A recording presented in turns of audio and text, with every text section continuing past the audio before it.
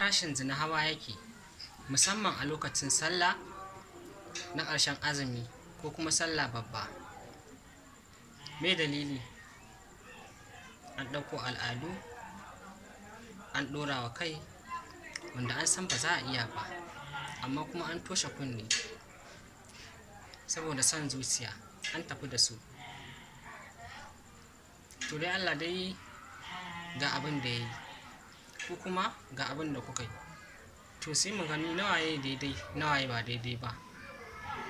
Kwandam yau a kasuwa 500, amma farashin sa da 150 ne. To duk me jawo? Iyaye kuna da kaso mafi yawa a cikin wannan abu.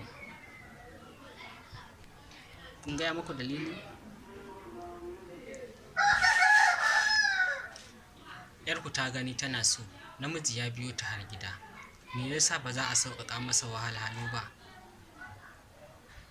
A'a, sai a ɗauko al'adu wasu da ba a san su ba a ɗora, wasu sababbi ma in sun zo a ɗauka a daɗa ƙarawa, kuma duk a ɗora wannan namijin. To kowa ne yake da arziki?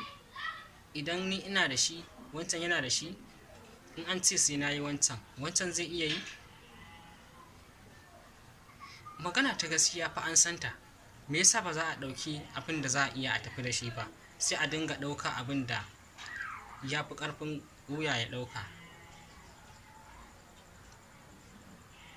Allah dai ya faɗa, kuma malamai kullum wa'azi suke yi a kafafen yaɗa labarai, a cikin wayoyi duk za ku gani, amma kuma duk kunnuwanku kun toshe su.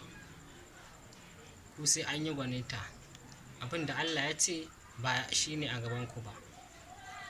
Shi kenan, farashin zina zai ta hawa, shi kuwa na aure zai sauƙi sai sati-sati.